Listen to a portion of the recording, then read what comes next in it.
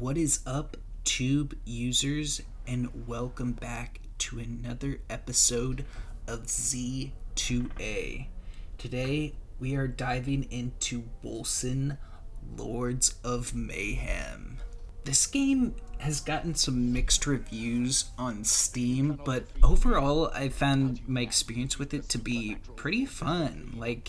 I just the gameplay of it is just enjoyable for the most part. It is pretty confusing to go through all the different systems and how everything works. I'll try and get into some details of that in a little bit, but overall, I think this game is fine, especially for the price point that it's at $40, and especially when you can get it on sale. I believe I got this game on sale for like $10-15 at one point. It's definitely worth that price. It has a lot of good elements, although there are some bad, but I would say overall the good just barely outweighs the bad. So let's dive into the good of this game first. So this game plays a lot like a Diablo or Path of Exile. It's the isometric hack and slash ARPG formula, and if you like those games, this is definitely in that wheelhouse, and it doesn't really add anything new to the ARPG genre, but it doesn't do anything bad to that genre, I would say. I think for the most part it's just kind of straightforward, which is, I think, is a positive. I think one of the biggest positives this game has going for it is the voice acting is phenomenal in this game, and just the overall story is really good. You just kind of get a simplistic and easy to follow background for your character, and you kind of just get what the story is going for right off the bat, and another great thing about this game is it just is so beautiful. It's not a AAA game. It doesn't have that $60-70 price point that most AAA games have, but the look and gameplay and storytelling in this game just feels like a AAA game. And it just, I have a higher end graphics card, but it wasn't running. It was running pretty smoothly, and it just looked so beautiful. These cutscenes are just phenomenal. And I think one of the best things about this game, especially coming from playing Diablo, is that it has an offline mode, which is just such a rarity these days, and especially for like a game like Diablo, which is always online. And I believe Path of Exile, I haven't played much Path of Exile, but I believe that's a online only game. To just be able to play offline and go through all the content of this game is super refreshing, and it's just a nice addition. I think another great thing about this game is just how easy the transportation is.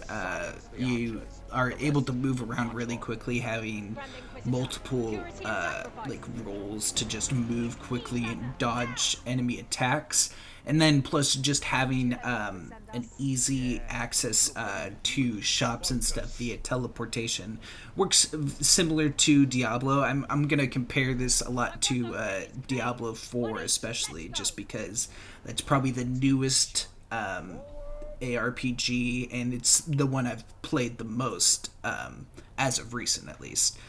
And I think it has a lot of those things, like you can teleport back to your home base anytime, and then just teleport right back to where you were, so you can just clear your inventory really quick, sell all the stuff, and then jump right back into the action, which it's a really simple thing, but it's super nice, especially with how much loot there is in this game. I feel like any game that has a lot of loot like this game really needs something like that to be able to sell stuff, and this game just does it fantastically.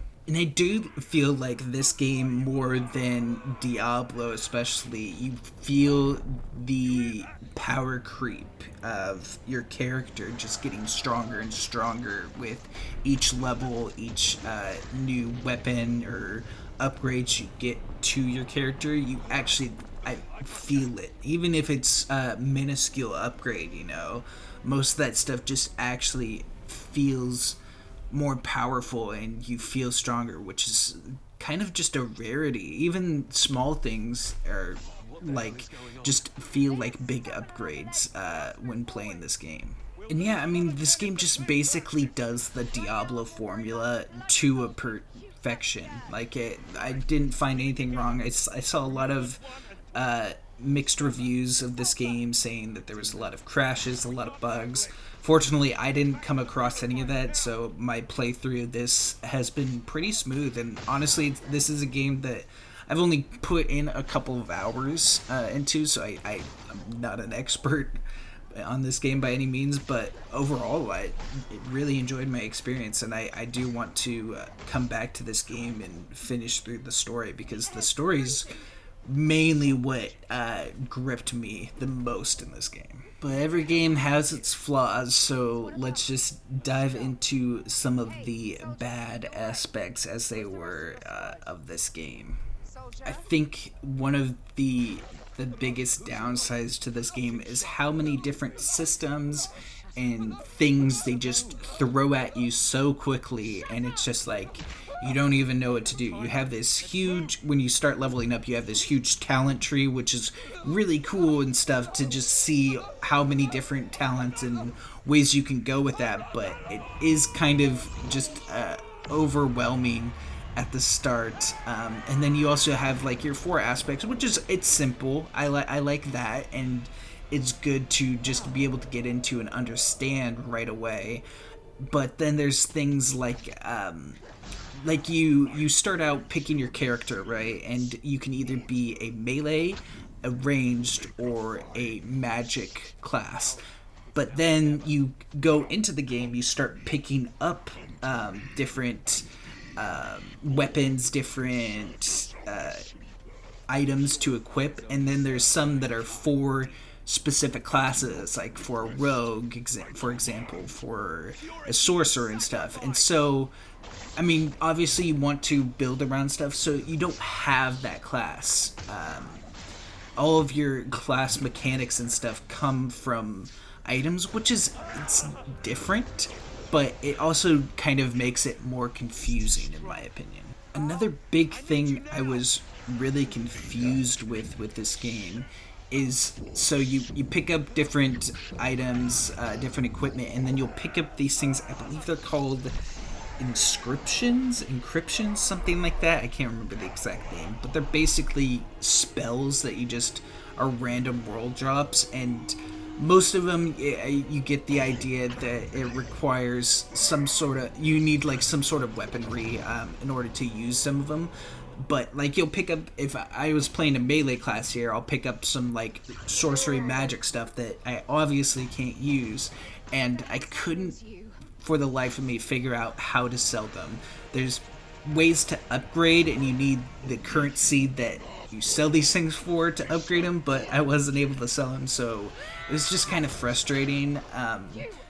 And yeah, I just didn't understand that mechanic too well. And I think that's a thing that this game suffers with. I do think it's interesting, and it's a unique idea to have different class world drops, just so you can build out your character that way. So like, since I'm playing a melee character, I can spec out and build myself into a rogue or a warrior or something like that, which is super unique. But then I'll just get a bunch of sorcerer stuff, which is totally useless to me, right? And I just wish that you would find, and world drops would be things that were just specific to you. I'm not going to use any of this other stuff. I'm just going to sell it. It's just random gold stuff to me, and I wish there was a way just to have that, just to make it a little less a little bit less. Like I don't need all this stuff. Just give me things that would work for my class, you know.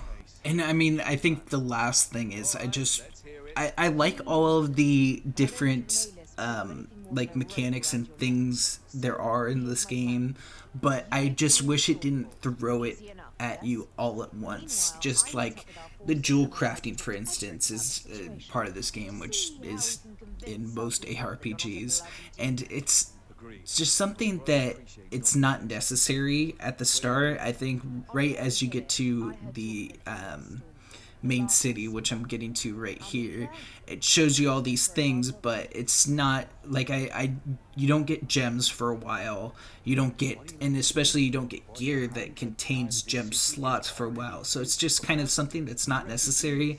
I would just like hold those things off until you progress further.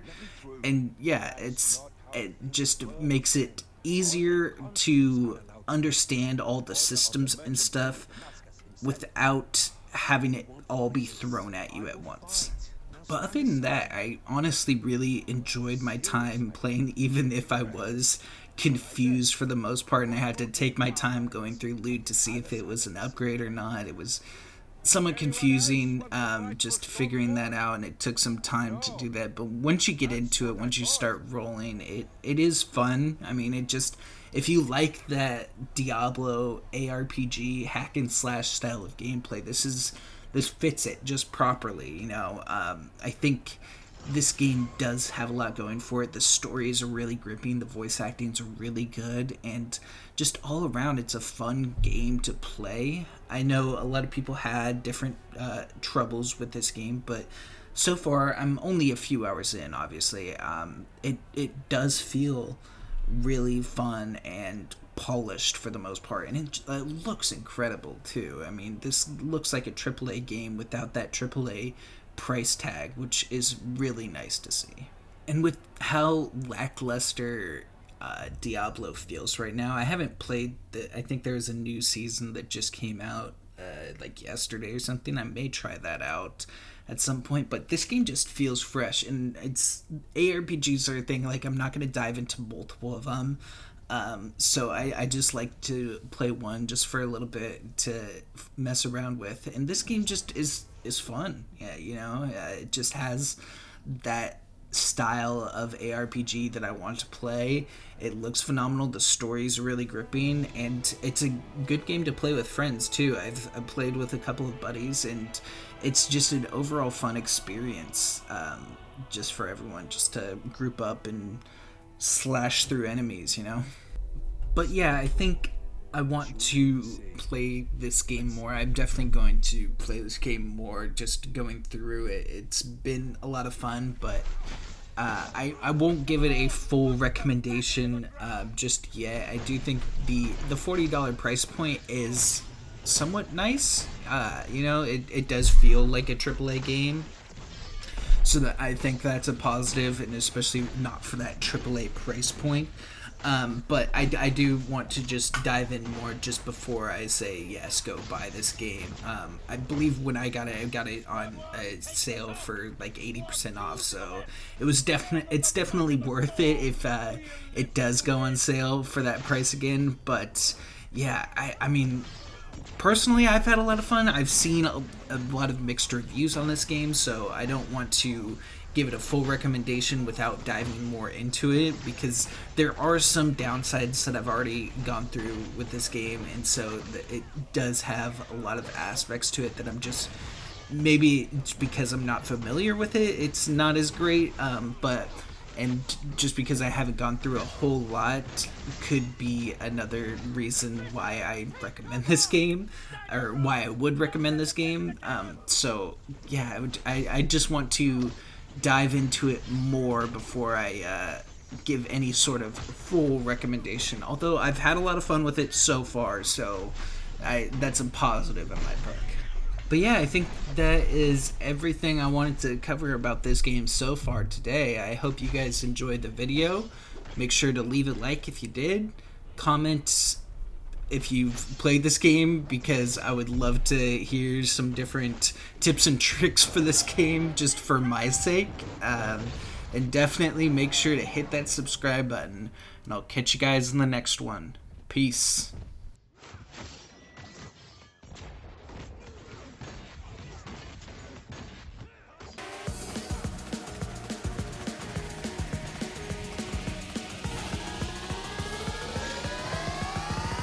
That rhythm.